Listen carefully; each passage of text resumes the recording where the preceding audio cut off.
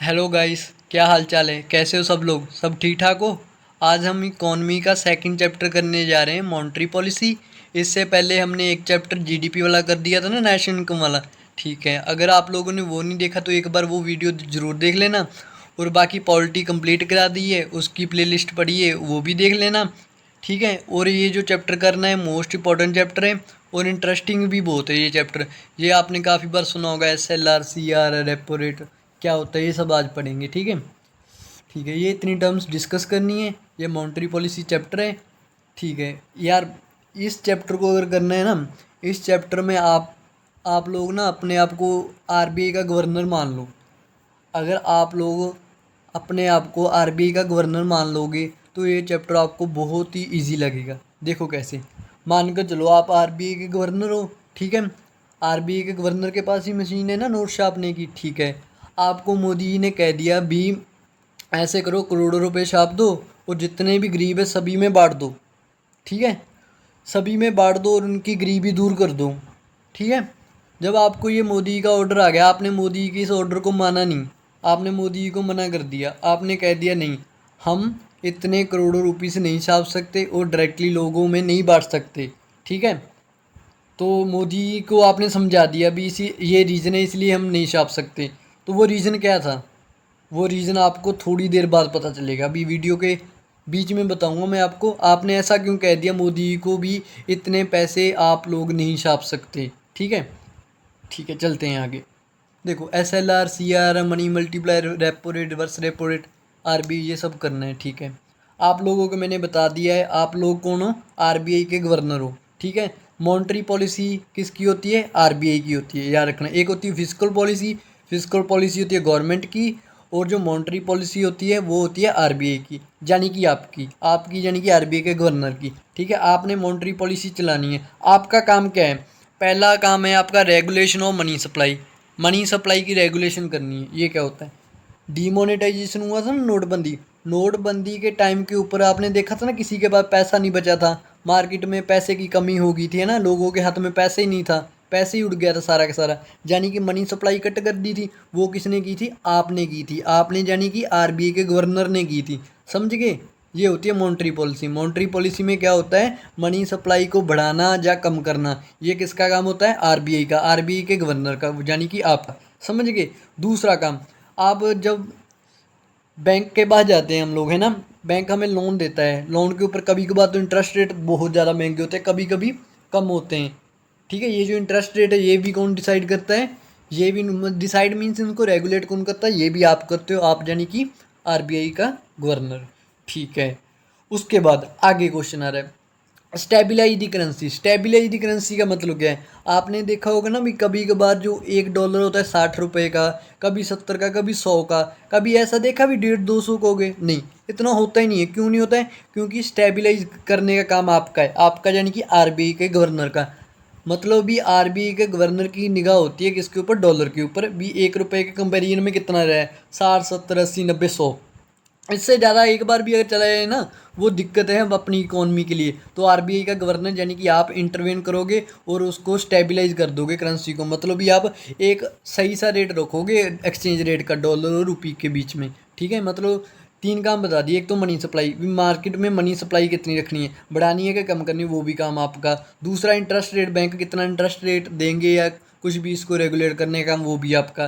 तीसरा काम करेंसी को स्टेबलाइज करना है। करेंसी को स्टेबलाइज यानी कि डॉलर और रुपये का एक्सचेंज रेट हो ना, 60, 70, 80, 90, 100, इसके ऊपर निगाह भी आपने रखनी है। ठीक है। अभी ज़्यादा भी नहीं होना चाहिए, कम भी नहीं होना चाहिए। Controlling inflation. इन्फ्लेशन का मतलब होता है महंगाई। अब मार्केट में कभी कभार महंगाई बहुत ही ज़्यादा बढ़ गई है, उसको कम करना है। वो भी काम किसका है? आपका। आपका यानी कि RBI के गवर्नर का। समझ गए? आपके चार काम है, एक मनी सप्लाई का, एक इंटरेस्ट रेट का, एक करेंसी को स्टेबलाइज करने का, एक इन्फ्लेशन को कंट्रोल करने का। समझ गए मॉनेटरी पॉलिसी अच्छे से आप? ठीक है।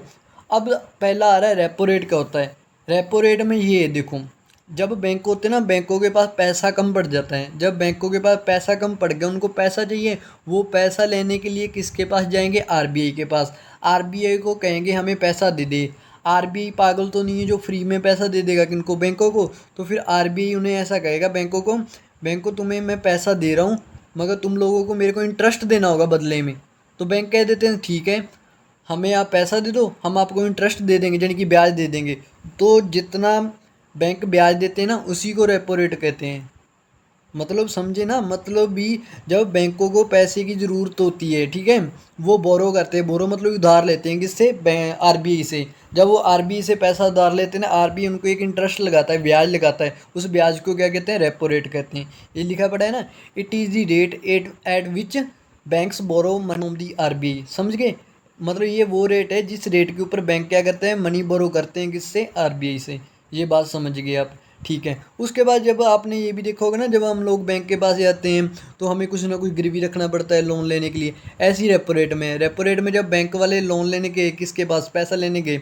आरबीआई के पास, तो उन्हें भी वहाँ पर कुछ गिरवी रखना होगा। गिरवी को क्या कहते हैं? कोलेटरल कहते हैं। यानी कि बैंकों को कोलेटर रखनी पड़ती है। क्या रखनी पड़ती है कोलेटर में? मतलब ये गिरवी क्या रखें? गवर्नमेंट सिक्योरिटीज़ होती हैं, वो इनको गिरवी रखनी पड़ती है। ठीक है, जब ये लोन लेने या पैसा लेने जाते हैं, किससे?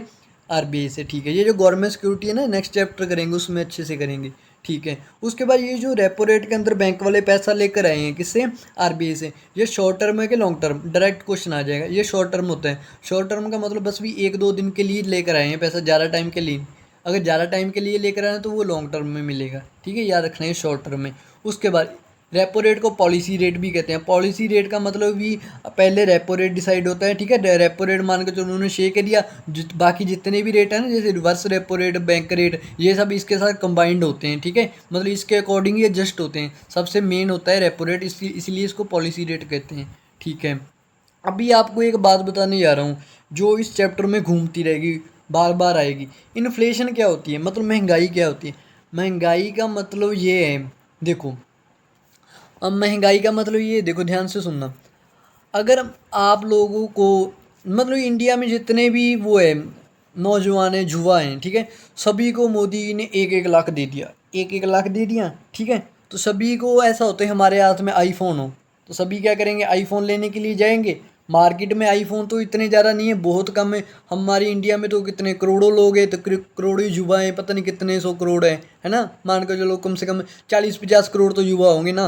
इतने युवा चले गए मोबाइल लेने के लिए। इतने मार्केट में मोबाइल है, आईफोन नहीं है ना। तो वो आईफोन वाले क्या करेंगे? आईफोन वाले ऐसे करेंगे, 1 लाख का मोबाइल है तो वो कहेंगे हमें तो 2 लाख दो, जो 2 लाख दे देगा वो मोबाइल ले जाए। मतलब क्या हुआ? मतलब ये हुआ, जब पैसा बढ़ जाता है ना लोगों के हाथ में, ठीक है, जब लोगों के हाथ में पैसा बढ़ जाता है, महंगाई बढ़ जाती है। महंगाई क्यों बढ़ जाती है? क्योंकि डिमांड बढ़ा देते हो ना आप लोग। जब आप लोगों के पास 1-1 लाख आ गया, ठीक है, उसने कह दिया मेरे को भी चाहिए, उसने कह दिया मेरे को भी चाहिए, तो मोबाइल तो कम है ना मार्केट में। ठीक है, तो मोबाइल वाली कंपनी क्या करेगी? आईफोन वाली क्या करेगी? उसके प्राइस बढ़ा देगी। ठीक है, जब वो मोबाइल के प्राइस बढ़ा दिए, 1 लाख को 2 लाख का कर दिया, ठीक है, तो क्या हुआ?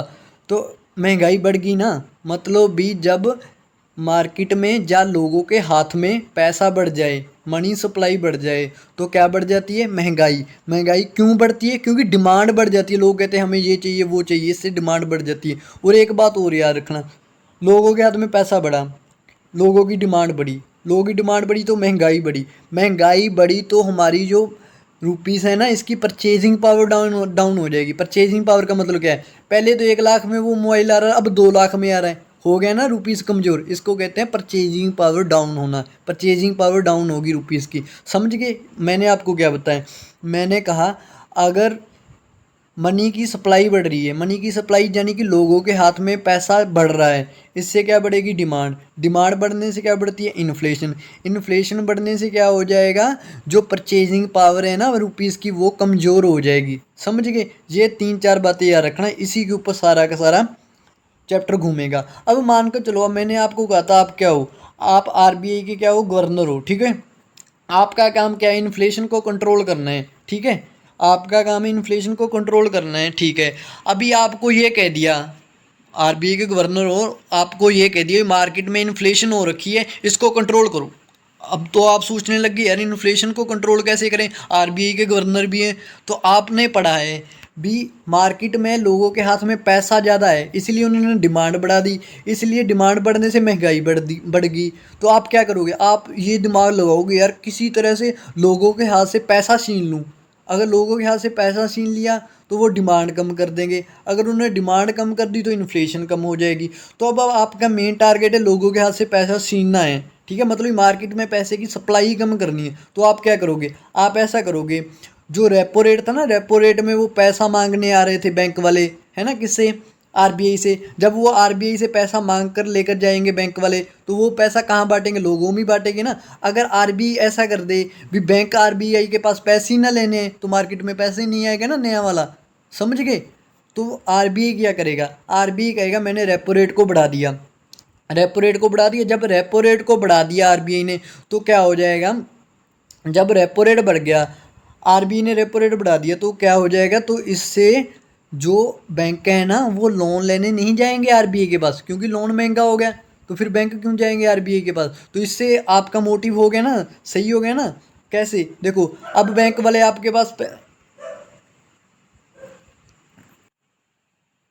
देखो मैं ये बता रहा था आपको भी, आरबीआई ने रेपो रेट को बढ़ा दिया। जब रेपो रेट बढ़ गया तो बैंक वाले क्या है, बैंक वाले पैसा लेने नहीं जाएंगे, किसके पास नहीं जाएंगे, आरबीआई के पास नहीं जाएंगे। क्यों नहीं जाएंगे, क्योंकि अब उनको ब्याज ज़्यादा ज़्यादा देना पड़ेगा, ब्याज है ना, तो इसलिए वो जाएंगे नहीं। तो इससे मनी सप्लाई कट होगी ना, अब मार्केट में पैसा कमाएगा, मार्केट में पैसा कमाएगा तो महंगाई के ऊपर कंट्रोल होगा, लोगों के हाथ में पैसा कम जाएगा, ठीक है। आपको एग्जाम में वो क्वेश्चन दे देंगे, इन्फ्लेशन को कंट्रोल करना है तो आरबीआई क्या करेगी, यानी कि आप क्या करोगे, आपने पैसा कम करना है मार्केट में इन्फ्लेशन को करने के लिए, कम करने के लिए, है ना। तो आपने पैसा कट करना था, कट करने के लिए आपने क्या कर दिया, रेपो रेट को बढ़ा दिया। जब रेपो रेट बढ़ जाएगा, ठीक है, इससे क्या हो जाएगा, मनी सप्लाई क्या हो जाएगी, कम हो जाएगी। अगर मनी सप्लाई कम हो जाएगी तो इन्फ्लेशन भी कंट्रोल हो जाएगी। अब मान कर चलो भी मार्केट में ऐसी सिचुएशन है भी लोगों के पास पैसा नहीं है, मतलब मार्केट में डिमांड ही नहीं है, मार्केट में क्या नहीं, डिमांड नहीं है लोगों का, मतलब भी जो माल है बिक नहीं रहा है, ठीक है, लोगों का सामान बिक नहीं रहा है। तो फिर आरबीआई को क्या चाहिए, आरबीआई का है लोगों का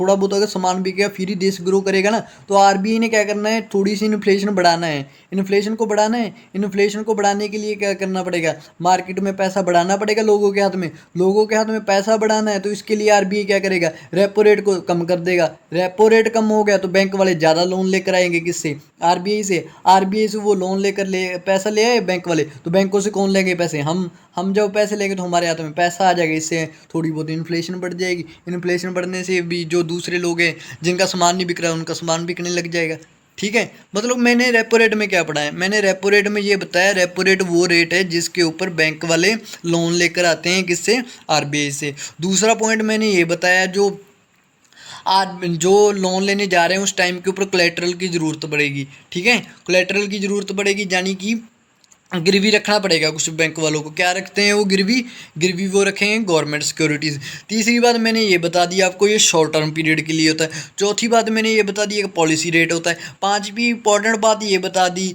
अगर रेपो रेट को इंक्रीज़ कर देंगे तो क्या हो जाएगा, मनी सप्लाई डिक्रीज हो जाएगी। अगर मनी सप्लाई डिक्रीज हो जाएगी तो इन्फ्लेशन कंट्रोल हो जाएगी, सही है। अगला पॉइंट मैं ये बता रहा हूँ, अगर रेपो रेट को डिक्रीज़ कर दिया, रेपो रेट को डिक्रीज़ कर दिया तो मनी सप्लाई इंक्रीज हो जाएगी, मनी सप्लाई इंक्रीज हो जाएगी तो इन्फ्लेशन बढ़ जाएगी, ठीक है। ये पॉइंट याद रखने हैं। बाकी लास्ट में मैं आपको इसका ना रट्टा मान लो या कुछ भी इसका सिंपल सा कंक्लूजन बता दूंगा लास्ट में जब ये वीडियो ख़त्म करूँगा, ठीक है।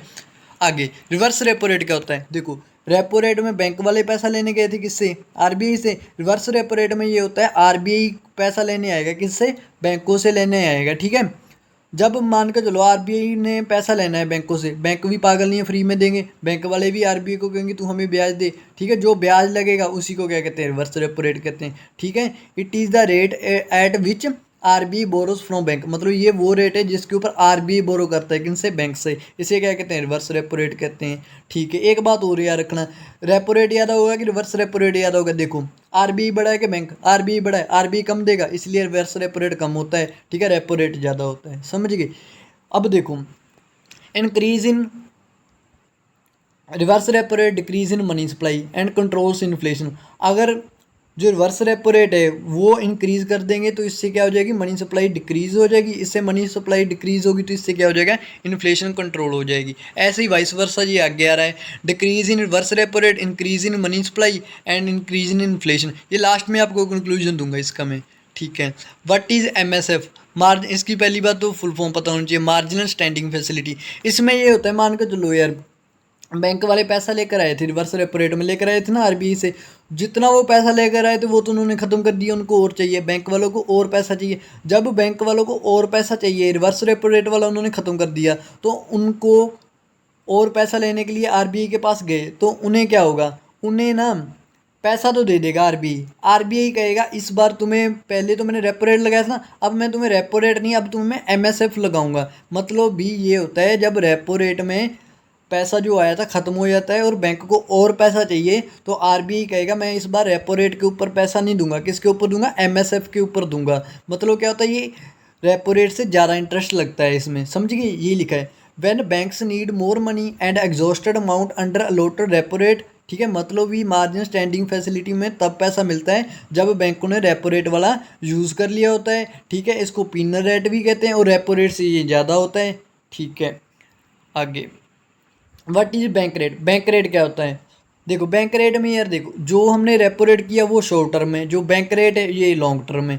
मतलब ये 1 साल 2 साल 3 साल ज़्यादा लंबे समय के लिए पैसा चाहिए तो फिर किसके ऊपर मिलता है पैसा, बैंक रेट के ऊपर मिलता है। देखो, it is rate at which banks borrow money from RBI for long term. अगर शॉर्ट टर्म के लिए पैसा चाहिए आरबीआई से बैंकों को तो फिर क्या आएगा, रेपो रेट, ठीक है। अगर लॉन्ग टर्म के लिए चाहिए तो फिर आएगा बैंक रेट, याद रखना, ठीक है।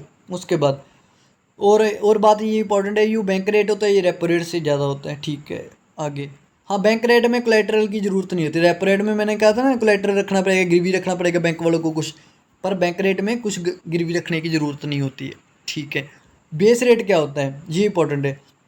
बेस रेट वो रेट होता है जिसके नीचे बैंक वाले किसी को लोन नहीं दे सकते, ठीक है, ये लिखा ना, it is rate below which bank can't lend to anyone. मतलब भी जो बैंक है ना एक अपना फिक्स कर देंगे, ये बेस रेट है, मान के चलो बैंक ने कह दिया मेरा 7 बेस रेट है, 7% से कम किसी को लोन नहीं मिलेगा चाहे कोई भी है वो, ठीक है, ये होता है बेस रेट। बेस रेट का मतलब क्या होता है, it is the rate below which bank can't lend to anyone. मतलब भी बैंक बेस रेट से नीचे किसी को पैसा नहीं दे सकते, ठीक है, मतलब पार्शलिटी नहीं करेंगे, ठीक है, ये होता है बेस रेट, ठीक है।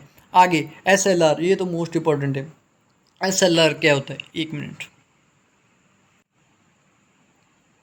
देखो जो एसएलआर है ना, पहली बात तो इसकी फुल फॉर्म पता होनी चाहिए, स्टैट्यूटरी लिक्विडिटी रेशो, ठीक है।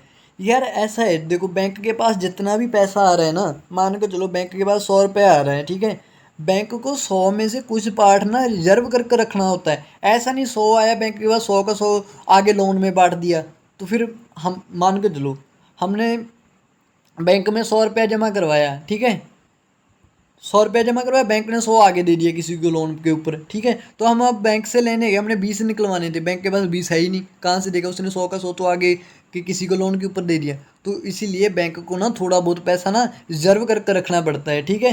जो रिजर्व करके रखना पड़ता है, रीज़न बता दिया क्यों रखना पड़ता है, क्योंकि कभी भी जो हम कभी भी निकलवाने जा सकते हैं ना बैंक से पैसा, तो इसलिए बैंक को थोड़ा बहुत पैसा रिजर्व करके रखना पड़ता है, ठीक है। उसमें रिजर्व में से एक नाम क्या होता है, स्टैट्यूटरी लिक्विडिटी रेशो, जिसे एसएलआर कहते हैं, ठीक है। एसएलआर में कितना पैसा रखना होता है, 18% रखना होता है, ठीक है, ठीक है। और ये बैंक कहाँ रखता है पैसा, अपने पास ही रख लेता है, अपनी जहाँ भी बैंक की मेन ब्रांच है या कुछ भी वहाँ पर अपना ये पैसा रख लेगा, 18% साइड में निकाल कर रख लेगा, ठीक है। मान के जो 100 आया, 100 में से 18 रुपये साइड पर रख लिए बैंक ने, ठीक है। किसके रूप में रखे, चाहे तो ये कैश में रख ले, चाहे गोल्ड में रख ले, चाहे गवर्नमेंट सिक्योरिटी में रख ले, ठीक है। उसके बाद अभी हमने ये ऐसा करना है, भी इसको इन्फ्लेशन के साथ रिलेट करना है।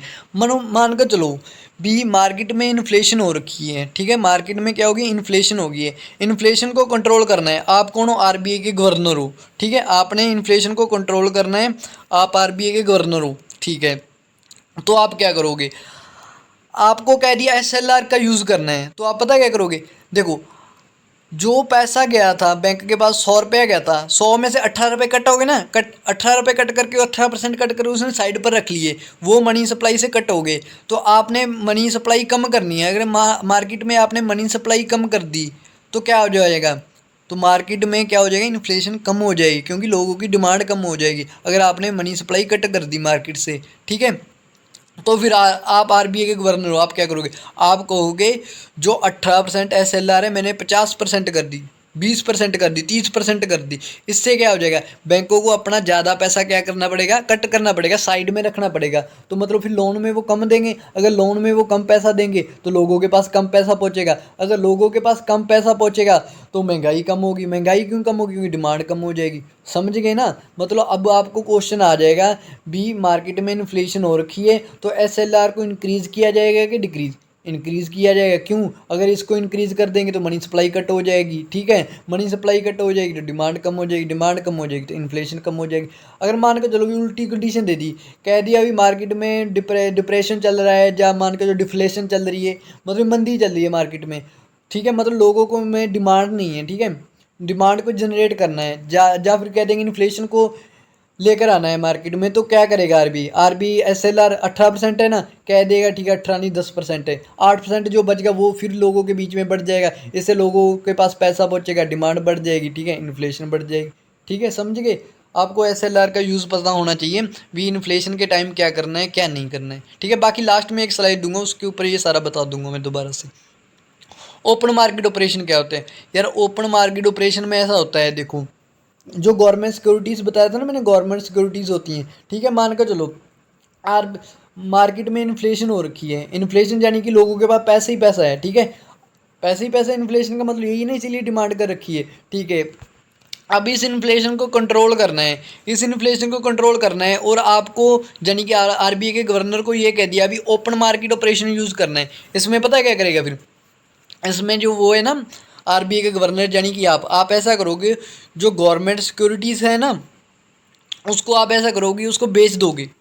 जब आपके पास जो गवर्नमेंट सिक्योरिटीज़ पड़ी हैं, ठीक है, जब गवर्नमेंट सिक्योरिटी पेज मान लो, कुछ डॉक्यूमेंट्स मान लो, जब वो डॉक्यूमेंट्स आप बेचोगे मार्केट में तो लोग क्या करेंगे, उनको खरीद लेंगे। जब लोग उनको खरीदेंगे तो वो पैसा किसके, लोगों के पास तो गवर्नमेंट सिक्योरिटी आ गई, पैसा किसके पास चला गया, RBI के पास। जब RBI के पास पैसा चला गया तो मनी सप्लाई कट होगी कि नहीं, मार्केट से पैसा निकल गया ना, अगर मार्केट से पैसा निकल गया तो इन्फ्लेशन कम होगी, इन्फ्लेशन क्यों कम होगी, लोगों के पास पैसा नहीं बचा है, पैसा क्यों नहीं बचा है, ठीक है, RBI सीन कर ले गया पैसा तो, ठीक है, इससे डिमांड भी कम हो जाएगी। समझ गए। आपको वो एग्जाम में दे देंगे, कहेंगे इन्फ्लेशन हो रखी है मार्केट में, तो ओपन मार्केट ऑपरेशन में आप क्या करोगे, यानी कि RBI का गवर्नर क्या करेगा, RBI का गवर्नर क्या करेगा, जो गवर्नमेंट सिक्योरिटी है उनको बेच देगा, उनको जब वो बेचेगा तो लोग खरीदेंगे, लोग खरीदेंगे किससे, पैसे से, पैसा किसके पास, RBI के पास, लोगों के हाथ में क्या, गवर्नमेंट सिक्योरिटी से पहुंच जाएगी।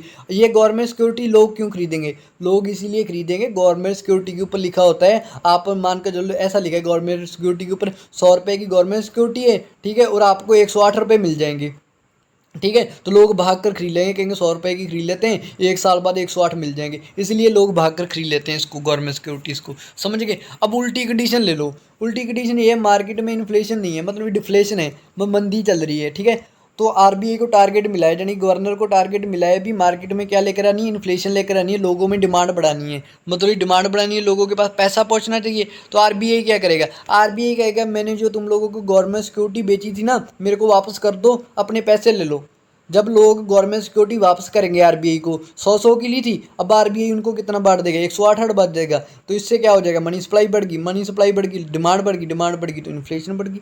ठीक है, समझ आ गया। Open market operation, open market operation क्या होता है, इसमें RBI क्या करता है, परचेज और सेल करता है किसकी, गवर्नमेंट सिक्योरिटी, किसके लिए, मैनेज दी लिक्विडिटी, लिक्विडिटी मतलब मनी सप्लाई को मैनेज करने के लिए। समझ गए, ठीक है।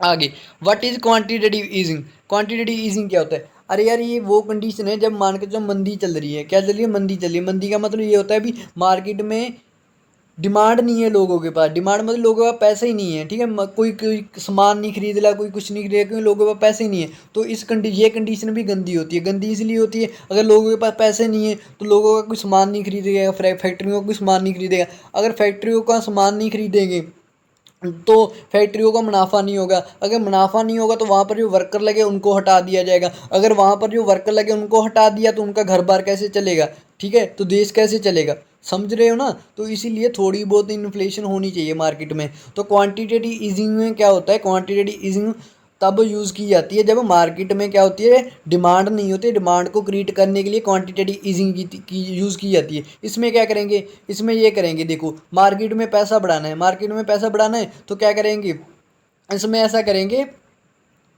भी आरबीआई क्या करेगा, जो गवर्नमेंट सिक्योरिटी वगैरह होती है उसको क्या करेगा, अब बेचेगा या खरीदेगा। मान के चलो आरबीआई ने गवर्नमेंट सिक्योरिटी है, ठीक है, मनी सप्लाई बढ़ानी है, तो आरबीआई क्या करेगा, गवर्नमेंट सिक्योरिटी को खरीद लेगा। जहाँ आरबीआई ने गवर्नमेंट सिक्योरिटी खरीद ली, बदले में लोगों को पैसे दे दिए, ठीक है। मतलब इस टाइम के ऊपर क्वांटिटेटिव ईजिंग के ऊपर आरबीआई का मेन टारगेट होता है लोगों के हाथ में पैसा पहुंचाना है। पैसा पहुंचाने के लिए आरबीआई गवर्नमेंट सिक्योरिटी वगैरह को खरीदने लग जाएगा, ठीक है। और बाकी ये जो इंटरेस्ट रेट है ना बैंक वाला, उसको सस्ता कर देगा, कहेगा सस्ते में लोन बांट दो लोगों में, ठीक है। और क्या कर सकता है, और ये कर सकता है जो एसएलआर सीआर देखा था ना, एसएलआर देखा है अभी तक हमने, एसएलआर कम कर देगा। एसएलआर कम कर दिया तो इससे क्या हो जाएगा, जो 18% था 18 को 10% कर दिया तो 8% और बढ़ गया ना, लोगों के पास और पैसा चला जाएगा, ठीक है। इसे कहते हैं क्वांटिटेटिव ईजिंग। आपको एग्जाम में पूछेंगे क्वांटिटेटिव ईजिंग क्या होता है, आप कहोगे ये इजी मनी पॉलिसी होता है। इसमें क्या होता है, इंटरेस्ट रेट वगैरह होते हैं जो लो कर दिए जाते हैं, किसके लिए, लोगों की डिमांड बढ़ाने के लिए, ठीक है, समझ गए। अब आ गया सीआरआर क्या होता है। एक हमने पढ़ा एसएलआर, एक होता है सीआरआर, कैश रिजर्व रेशो। इसमें क्या होता है, देखो एसएलआर में मैंने बताया था अभी 100 था, 100 में से 18 रुपये बैंक ने अपने पास रख लिए अलग से, ठीक है, कट कर दिए, ठीक है, वो होता है एसएलआर। सीआरआर में क्या होता है, सीआरआर अभी एट प्रेजेंट 4.5% चल रहा है, ठीक है। ये 4.5% पैसा उस 100 में से बैंक काट लेगा, वो काट कर किसको पहुंचा देगा, आरबीआई को पहुंचा देगा, ठीक है। आपको क्वेश्चन पूछेंगे कैश रिजर्व रेशो क्या होता है, आप कहोगे कैश रिजर्व रेशो में बैंक होते हैं जो अपना 4.5% पैसा किसके पास रख देते हैं, आरबीआई के पास रख देते हैं, याद रखना। वो कहेंगे, ऑप्शन में लिख देंगे वो बैंक अपने पास रखता नहीं। सीआरआर, जो सीआरआर वाला पैसा है ना, बैंक अपने पास नहीं रखता, वो किसके पास रखता है, आरबीआई के पास रखता है। और कह देंगे सीआरआर के ऊपर कोई इंटरेस्ट मिलता नहीं, सीआरआर के ऊपर कोई इंटरेस्ट भी नहीं मिलता, कोई ब्याज नहीं मिलता है इसके ऊपर, ठीक है। अभी फिर इन्फ्लेशन के साथ रिलेट करना है। मार्केट में इन्फ्लेशन हो गई है, ठीक है, इन्फ्लेशन को क्या करना है, कंट्रोल करना है। इन्फ्लेशन को क्या करना है, कंट्रोल करना है। कंट्रोल करना है यानी कि डिमांड कम करनी है, डिमांड कम करनी है यानी कि पैसा कम करना है। तो फिर क्या करेंगे, मनी सप्लाई कट करनी है, मनी सप्लाई कट करनी है, सीआरआर को बढ़ा दो 4%, 4% से 10% कर दो, 15% कर दो, मार्केट में पैसा कम जाएगा और इन्फ्लेशन के ऊपर कंट्रोल हो जाएगा, समझ गए, ठीक है। अब देखो लास्ट स्लाइड, अब मैं ध्यान से आराम से बता रहा हूँ। Repo rate, SLR, CRR, reverse repo rate, bank rate, ठीक है। क्या करें, to control inflation money supply to reduce और increase in all vice versa. देखो आपको टारगेट दे दिया, आप आरबीआई के गवर्नर हो, मार्केट में बहुत ज़्यादा इन्फ्लेशन हो गई है, इन्फ्लेशन को कंट्रोल करना है, तो आप क्या करोगे, आपने मनी सप्लाई कट करनी है, मनी सप्लाई कट करनी है यानी कि मनी सप्लाई कट करनी है, तो आप क्या करोगे, भी मार्केट में पैसा कम जाए, मार्केट में पैसा कम जाए तो आप क्या करोगे, रेपो रेट को बढ़ा दोगे, ठीक है, रेपो रेट को बढ़ा दिया, एसएलआर को भी आप बढ़ा दोगे, सीआरआर को भी बढ़ा दोगे, रिवर्स रेपो रेट को भी बढ़ा दोगे, बैंक रेट को भी बढ़ा दोगे, ठीक है। याद रखना है यही बात। आपको क्वेश्चन आएगा, इन्फ्लेशन को कंट्रोल करना है, आरबीआई का गवर्नर क्या करेगा, आरबीआई का गवर्नर रेपो रेट भी बढ़ा देगा, एसएलआर भी बढ़ा देगा, सीआरआर भी बढ़ा देगा, रिवर्स रेपो रेट भी बढ़ा देगा, बैंक रेट भी बढ़ा देगा। मतलब जब इन्फ्लेशन को कंट्रोल करना होता है तो सब कुछ क्या करना होता है, सप्लाई को रिड्यूस करना होता है। तो मान के चलो इन्फ्लेशन को जब कंट्रोल करना होता है तो पता क्या करना होता है, जो जो रेपो रेट, एसएलआर, सीआर सबको बढ़ा दो, ठीक है। जब इन्फ्लेशन को वो करना है, बढ़ाना है, मतलब डिफ्लेशन चल रही है, मार्केट में मंदी चल रही है, तब बढ़ाना है तो इसको डिक्रीज कर दो, रेपो रेट डिक्रीज कर दो, एसएलआर डिक्रीज कर दो, सीआरआर डिक्रीज कर दो, रिवर्स रेपो रेट डिक्रीज कर दो, बैंक रेट डिक्रीज कर दो, समझ गए। ये इंपॉर्टेंट स्लाइड है लास्ट वाली, इसको याद रखना है, ठीक है। इसी के साथ वीडियो हम अभी ख़त्म कर रहे हैं। पता है कि यार मैं ना थोड़ा सा बीमार हूँ, कल फुल वीडियो डाल दूंगा जो बाकी बचे हैं, ठीक है, कॉन्सेप्ट वगैरह या जितने भी टॉपिक्स बचेंगे पक्का कल डाल दूंगा वीडियो। और बाकी आप सपोर्ट करते रहो मेरे को। अगर वीडियो अच्छी लगी है तो प्लीज़ लाइक कर देना और शेयर कर देना और सब्सक्राइब कर देना चैनल को। और बाकी पॉलिटी इकोनॉमी की प्लेलिस्ट अपने यूट्यूब चैनल के ऊपर बनी हुई है, देख देना। और कमेंट पक्का कर देना भी नेक्स्ट टॉपिक आपको कौन सा चाहिए, ठीक है। Thanks for watching.